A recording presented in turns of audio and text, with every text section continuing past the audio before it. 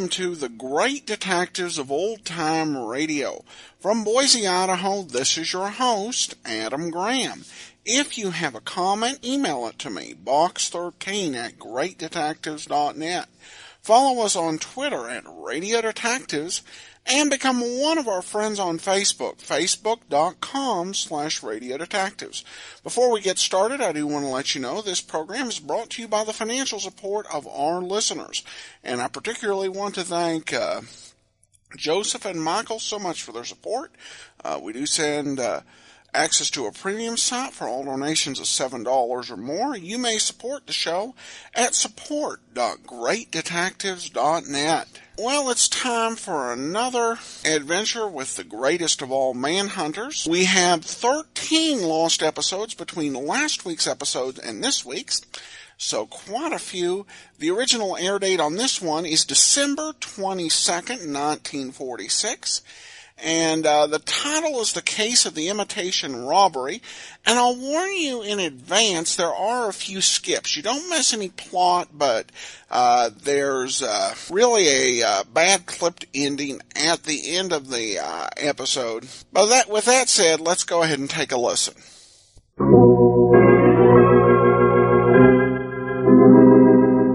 Every week at this time, two great names are joined as Old Dutch Cleanser brings you one of the most resourceful and daring characters in all detective fiction, Nick Carter, Master Detective.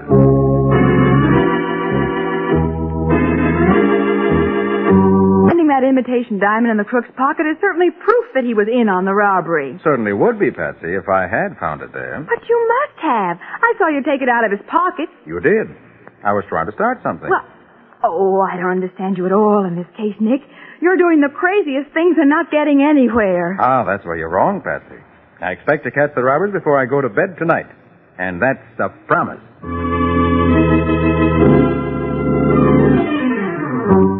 Now, the case of the Imitation Robbery. Today's exciting adventure with Nick Carter, brought to you by Old Dutch Cleanser. As our story opens, Nick and Patsy are in the jewelry shop of Nelson Stroud, talking to the proprietor. It is late fall, and there's a hint of snow in the afternoon air. The Jewelers Protective Association tells me you reported that you're being systematically robbed, Mr. Stroud. It must have been going on for weeks, Mr. Carter. So many of my best unset stones have been stolen. Then it wasn't from hold-ups, Mr. Stroud? Hold-ups? No. It's a lot slicker than that. Oh. You see, it's like this. Day before yesterday, Saturday, I happened to see an imitation diamond in the tray with a dozen or so real diamonds. So I became suspicious. Uh-huh. You say you just happened to spot the phony stone? Yes. So yesterday, Sunday, I came down to the store and checked through all the trays. And I found 29 paste stones mixed in with the real ones. Well, how much will the 29 diamonds that are missing be worth, Mr. Stroud? At a rough estimate in the neighborhood of $65,000. Golly. And you think somebody brought 29 imitation gems in here and walked out with 29 real ones? I know it. Well, how does it happen none of your clerks spotted the fakes? These fake stones are too good, Mr. Carter. That's the trouble. Here, look at this one. Why, Nick, that looks genuine to me. Yes. It is an excellent job, I must admit. A close inspection would, of course, reveal them at once.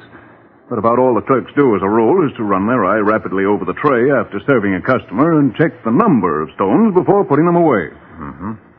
Well, do you have any ideas how this substitution might have taken place? I don't think. I know. Some crook or gang of crooks has come in here time after time asking to see our unset stones and palm the real ones, leaving the fakes in the tray. Oh, but that would have taken weeks, Mr. Stroud. It couldn't be done too often. And even then, the criminal would be taking a long chance of not being recognized. But it must have been done that way. Oh, not necessarily. No, it looks to me as if the crook or crooks had inside help in this. Nonsense. All three of my clerks are fine men with good references. That remains to be seen. Show me what you have here in the store in the way of burglar alarms. Of course. You see, there are counters on each of the three sides of the store. Each counter has an alarm buzzer under it, operated by pressing a button with your foot. Then the vault, where the unset stones are kept, has a special alarm on it. Well, how is that operated, Mr. Stroud? Well, if the dial that works the combinations turned back to 10 first, it automatically rings an alarm. They're all connected direct to police headquarters and the Protective Association. Uh-huh. The unset diamonds are kept in that vault? Yes. Here, I'll show you.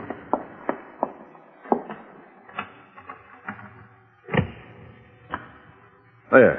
You see, this vault is filled with little trays, only about an inch high. Each tray is numbered to identify the different grades of stone. Oh, golly, Nick, look at that.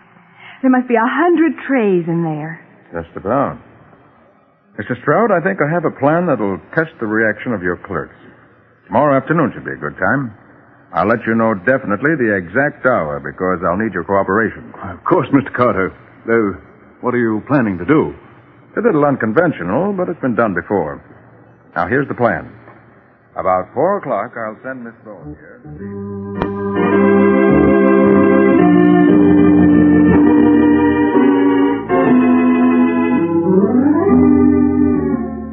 And Nick says he's ready for the test. So will you please disconnect the burglar alarm system? You're sure this is necessary, Miss Bowen? Well, you're interested in having these thefts stopped as soon as you can, aren't you? Of course. Very well, I'll make the necessary arrangements. How long before Mr. Carter will be here? From what he said, he should be along any minute now.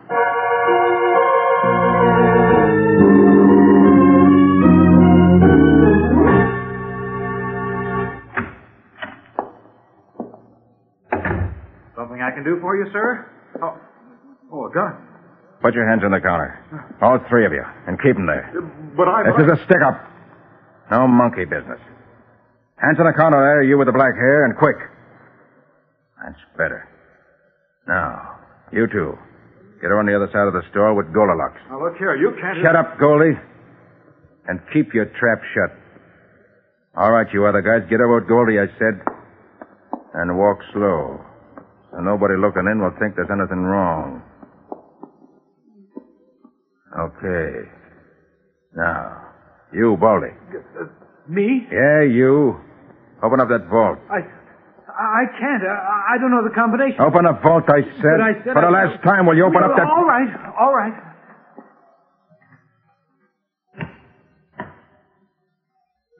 Now, haul out all those trays so I can get at them. Wait a minute, Baldy. Don't be picking out just a tray with the cheap stones. I want them all. Yeah, all right. Okay, that's enough. You can put them back now. What do you... All right, Mr. Stroud. Well, Mr. Carter, I hope you learned something. Yes, all 3 of your clerks passed with high marks, Mr. Stroud. Baldy here turned the vault dial the wrong way, which would set off the alarm. The other 2 stepped on their alarm buzzers. I watched their feet. Then if the alarms had been connected, there would have been 3 separate alarms rung in headquarters, Nick. Right, Patsy. Oh, by the way, Mr. Stroud, you better connect the alarm system again, just in case. Mr. Stroud, what's been going on here? I don't get it. This is Mr. Nick Carter of the Jewelers Protective Association. He just wanted to be sure you boys were on your toes in case of real trouble. You through now, Mr. Carter? All through, thanks. Then let's get back to my office. You can put the trays back, boys. It's all right. This all seems very silly to me, Mr. Carter. Did you really learn anything from that little stunt? I did. Who's the young fellow with the blonde hair? That's my nephew, Bill Devlin. And the middle-aged man with the bald head? Well, that's Arthur Ryan. Been here for 6 years. Darn good clerk. And who's the good-looking chap with the black hair slicked down so neatly?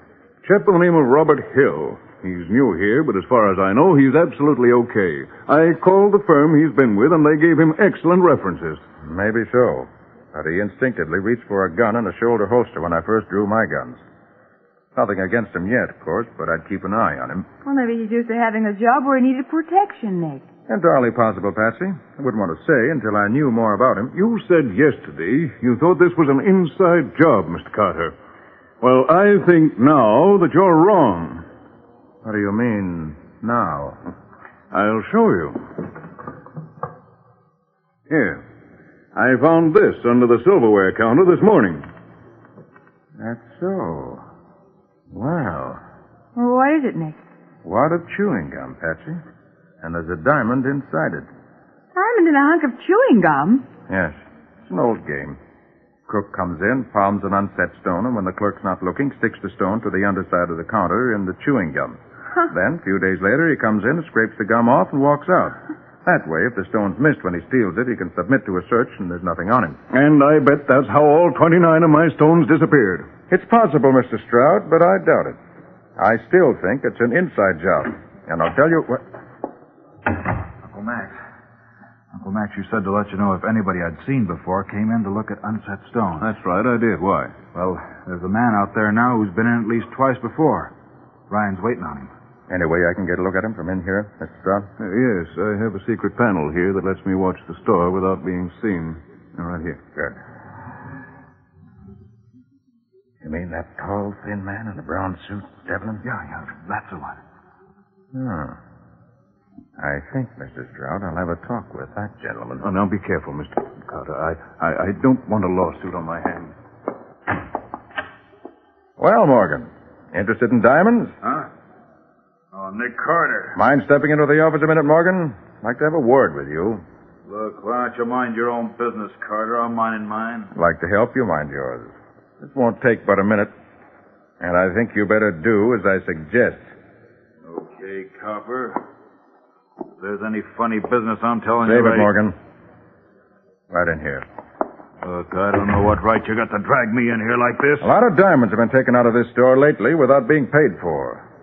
You've been in here several times to look at unset stones.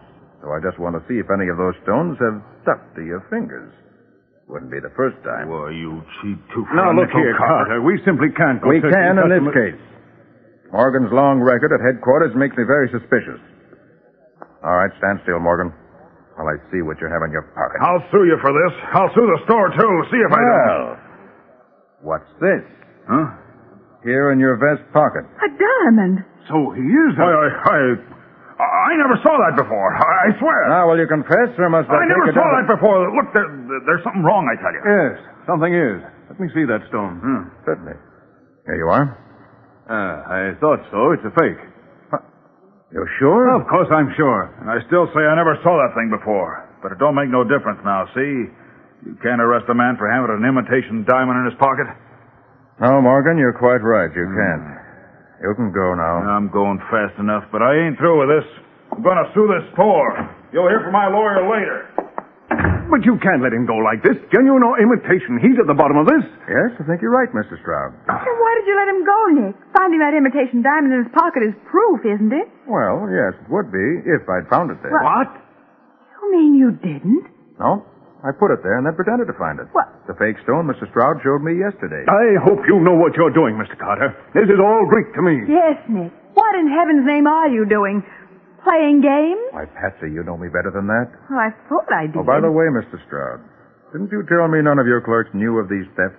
That's right. I left the fake stones in the trays where I found them. Well, if you were so sure this wasn't an inside job, why didn't you want the clerks to know about the loss? Well, you see...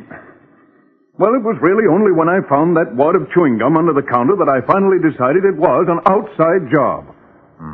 I see. Well, in that case, I believe I'll search your clerks before they go home tonight. What? May turn up something. What time do you close? 5:30, but I... 5:30 now, or 5 o'clock now, rather, so I guess I'll wait, if you don't mind. Oh, I don't like it, but I guess you'll do it anyway. Go ahead, wait if you want to. Better take your overcoat off, Nick. It's pretty warm in here. Thanks, Patsy. I'll do that. Might as well be comfortable as we can while we're waiting.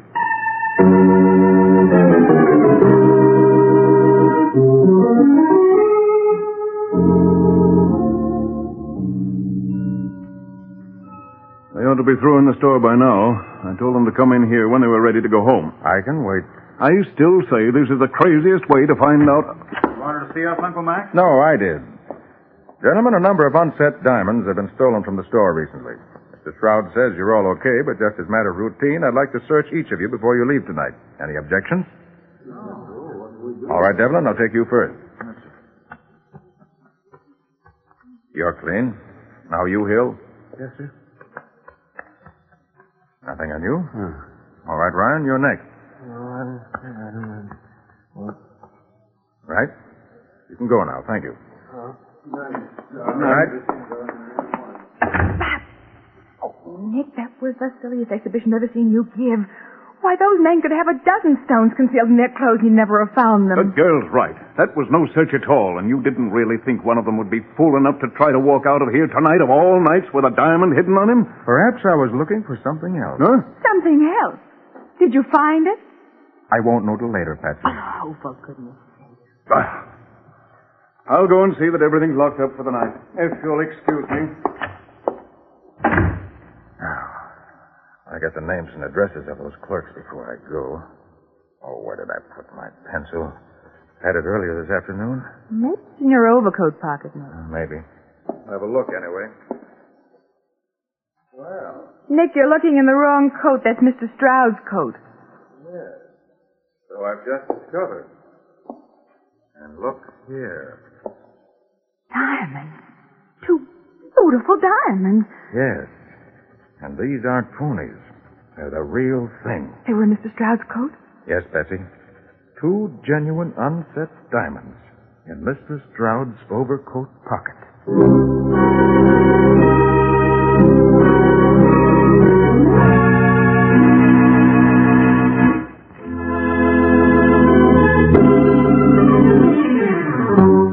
Now back to the case of the imitation robbery. Today's exciting adventure with Nick Carter, brought to you by Old Dutch Cleanser.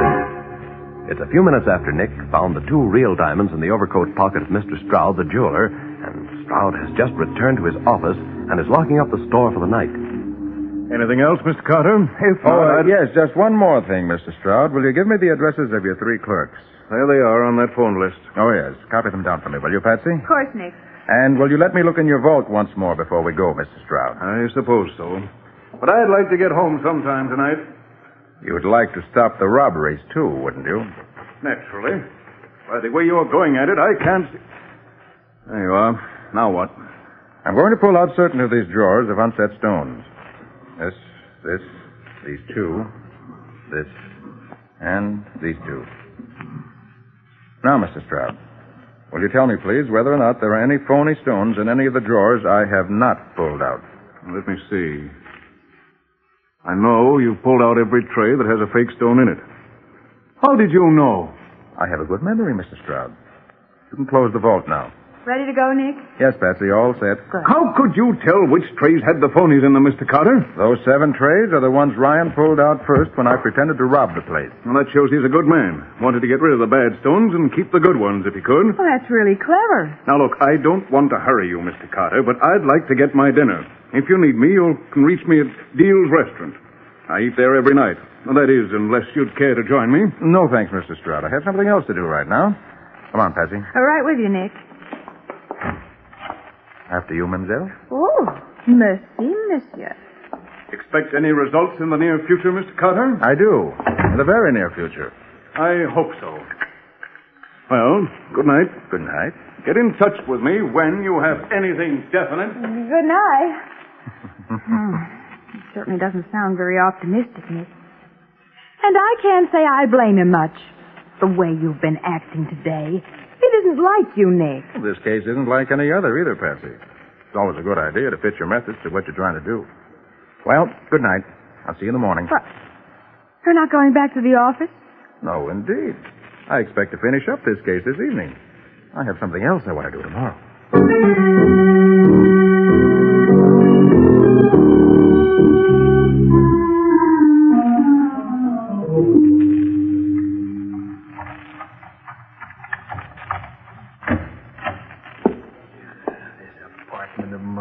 Darkest hole. You did put that doggone light switch Don't right turn on the lights. That you, Morgan? Yeah. Oh, she gave me a scare. For a minute, I thought you were a Cop? So you're getting scared at last, are you? It's about time.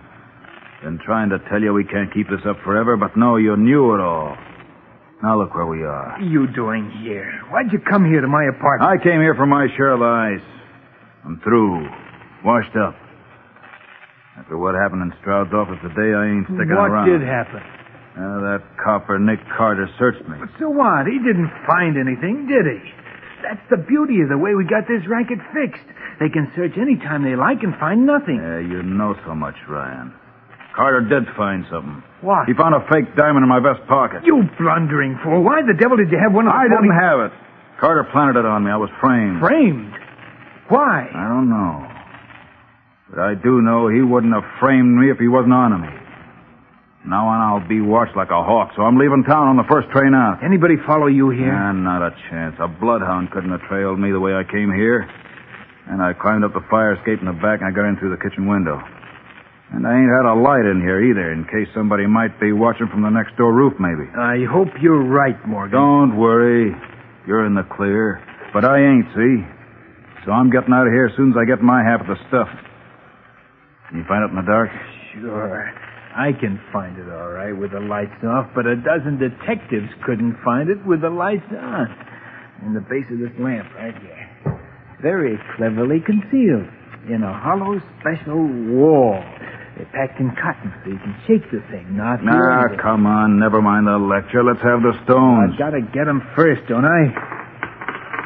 There they are. I'd count them. Let me see. There ought to be 28 of them. 29 we got away with when we left in the gum for a phony clue. Yeah, I'm going to have to have some light to see how we're dividing them. I'll get a blanket. If you want some light, I'll give it to What you. the... How's this? Nick Carter. How the deuce did Don't you... let my gun scare you. You play pretty, I won't have to use it. But if you get rough, so do I. Okay, Carter. What do you want? So a dozen detectives couldn't find the diamonds, huh, Baldy? I thought you'd have them hidden away pretty well, so I've been waiting in the bedroom until you found them for me. You mean you was here when Morgan, you passed within 2 feet of me when you came in. I wish I'd have known you was here. I don't doubt it. Well, boys, that was a very interesting conversation I heard you two having. You can put it in writing later when we go down and see Sergeant Matheson. He'll be very happy. Get him, Ryan. Yeah. Oh, you want to play? All right. Come on, please. Watch now, step for you. All right. Didn't want to shoot you guys if I didn't have to. And it looks as if I didn't have to.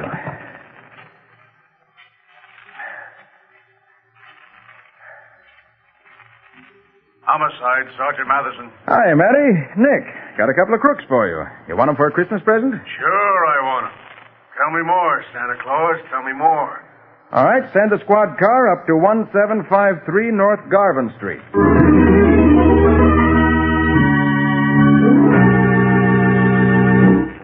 And now we return to Nick Carter. As we pick up our story, we find Nick and Patsy at headquarters in Matty's office. Mr. Stroud, the jeweler, has come down to identify the stolen gems.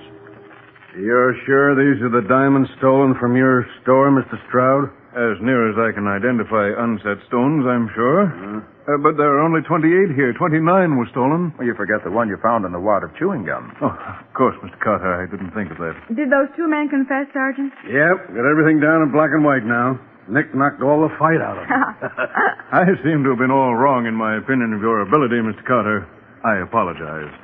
I thought you were just fooling around today. Well, I almost thought that myself, but knowing Nick, I should have had more faith in him. Look, Nick, don't fool around without he's got some idea in mind. But you have to admit, Mr. Carter, you would have been stuck if this accomplice of Ryan's, this Morgan fella, hadn't come into the store while you were there.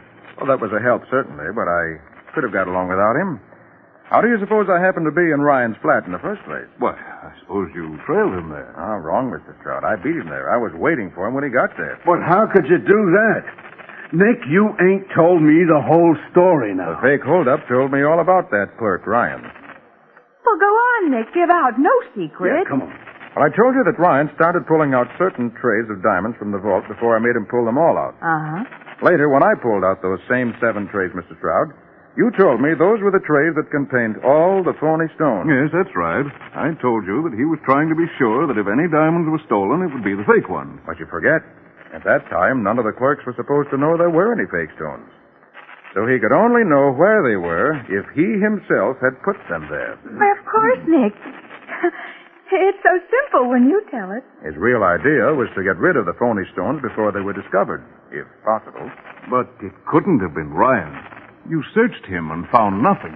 Well, Mr. Stroud, you really wouldn't expect him to walk out of there with a diamond on him when he knew he might be searched any time, would you? No. No, he was too clever for that. Well, for the love of Pete, who did take them out of the store? It couldn't have been Morgan, could it? That would have been just as dangerous. Quite right, Matty, quite right. Neither of them carried them out. Huh? Mr. Stroud took the stones out for them. Now, look here, Carter. If you're insinuating that I... Easy, Mr. Stroud. I'm not saying you knew you were taking them out. Huh? Now, here's what happened. Morgan came in the store every few days, always being sure Ryan was free to wait on him. He gave Ryan the phony stones. Ryan substituted them for the genuine ones.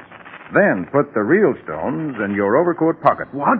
Nick, you mean those stones you found there this afternoon were put there by Ryan? Exactly, Patsy. What? When Mr. Stroud had dinner in that restaurant he said he went to every night, he hung his overcoat on a hook. Yeah. And Morgan, an expert pickpocket, picked the stones out of his overcoat pocket. Oh. In that way, neither Morgan or Ryan had the stones on them at a time when they might be searched. Huh. No wonder I never felt them in my pocket while I was on my way to the restaurant. You wear heavy gloves, don't you? Oh, yes, And you put them on as soon as you leave the store, don't you? I do. Well, see, practically no risk. Diamonds aren't very big in an overcoat pocket, you know. Well, I'll be doggone. Oh, by the way, Mr. Stroud, here are 2 diamonds that I found in your overcoat pocket this afternoon while I was waiting in your office. Morgan must have been surprised when he searched your pocket for them tonight and didn't find them. Well, thanks, Mr. Carter. You seem to have taken care of everything. If Morgan hadn't waited to try to get those diamonds from you as you left tonight, I might not have been able to beat him to Ryan's room. But he did. And I did. There's one more thing, Nick. You said when you held up the store that Ryan turned the dial on the vault the wrong way so as to set off the alarm. Well, why should he do that if he really wanted the fake stone stolen? Patsy had nothing to lose. He knew the other 2 men had already pressed the foot buzzers and sounded the alarm that way. And it was safer for him to do it the way he ought to in case either of the other clerks was watching him. Oh, I gotta admit it, Nick. You're a wonder. I suppose you planted the fake stone on Morgan like you did so as to put him on his guard and start him worrying, huh? That's the answer, Matty. Oh. There's an old saying, you remember. When thieves fall out, honest men get their chance. Yeah. Well, these 2 thieves decided to fall out when they saw what was up. And Mr. Stroud, an honest man, gets his diamonds back. Which is as it should be.